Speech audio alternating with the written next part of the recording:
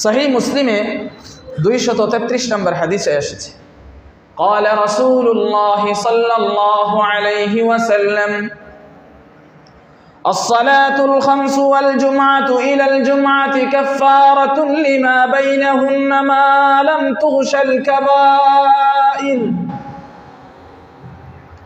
পাঁচ নামাজ ফজর, জোহর, আসর, মাগরিব, এশা। ওয়াল জুমআতু ইলাল জুমআহ, জুমআ থেকে জুমআ, কাফফারাতুল লিমা বাইনাহুন, এর ভিতরে যত পাপাচার হয়, পাঁচ নামাজ এবং এক জুমআ থেকে আরেক জুমআর ভিতরে যা হয় এই নামাজগুলো তার কাফফারা হয়ে যায়। মা লাম তুগশাল কাবাইর, যতক্ষণ না কবিরা গুনাহে লিপ্ত হয়। বড় বড় গুনাহ তাওবা ছাড়া মাফ হয় না। বড় বড় গুনাহ কি ছাড়া মাফ হয় না? তাওবা ছাড়া।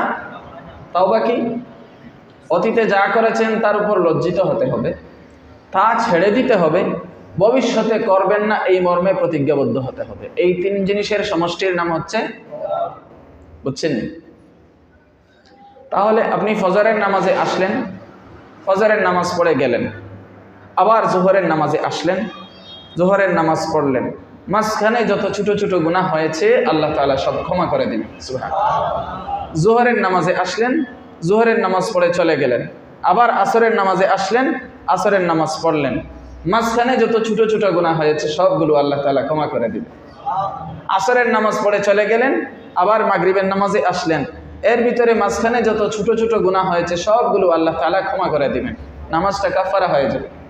মাগরিবের নামাজ শেষ করলেন, চলে গেলেন, আবার এশার নামাজে আসলেন, নামাজ পড়লেন, এর ভিতরে যে ছোট ছোট গুনাহগুলো হলো এই নামাজ আপনার গুনার জন্য কাফারা হয়ে যাবে।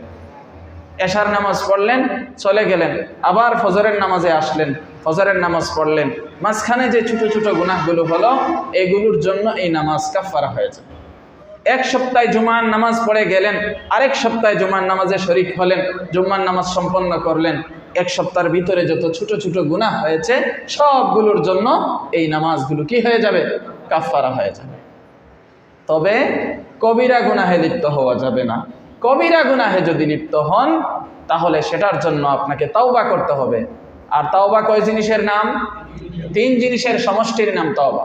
শুধু গালে হাত দিয়ে বললেন তওবা তওবা তওবা, হবে না।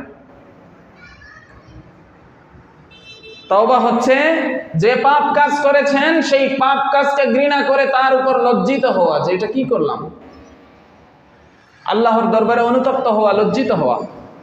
অন্য কারো যদি হক হয় তার হকটা দিয়ে দেওয়া, আর যদি আল্লাহর সাথে হয় আল্লাহর সামনে লজ্জিত হওয়া, অনুতপ্ত হওয়া। গুনাহকে গুনাহ মনে করে কি হওয়া? অনুতপ্ত হওয়া, লজ্জিত হওয়া, এবং এটা ছেড়ে দেওয়া, পরিত্যাগ করা। পাপের উপর থেকে তওবা নয়, পাপ ছেড়ে দিয়ে তওবা। আপনি তো স্বীকার করেছেন এটা পাপ, এবার কি করতে হবে? ছেড়ে দিতে হবে। ছেড়ে দেওয়ার সাথে সাথে শুধু শেষ নয়, ভবিষ্যতে আর করবেন না এই মর্মে ওয়াদাবদ্ধ, প্রতিশ্রুতিবদ্ধ, প্রতিজ্ঞাবদ্ধ হতে হবে। এই তিন জিনিসের সমষ্টি আপনার মাঝে থাকলে তখন বোঝা গেল আপনি এই সংশ্লিষ্ট বিষয়ে কি করলেন? তাওবা করলেন। এভাবে তাওবা করতে হয়। পারবেন তো ইনশাআল্লাহ? আল্লাহ আমাদের সবাইকে তৌফিক।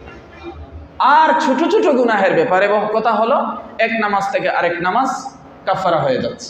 সুবহানাল্লাহ, কত সহজ বিষয়। এখন আমাদের দায়িত্বশীলতার সাথে আমাদের নামাজ কি করতে হবে? কায়েম করতে হবে। পারবো তো ইনশাআল্লাহ?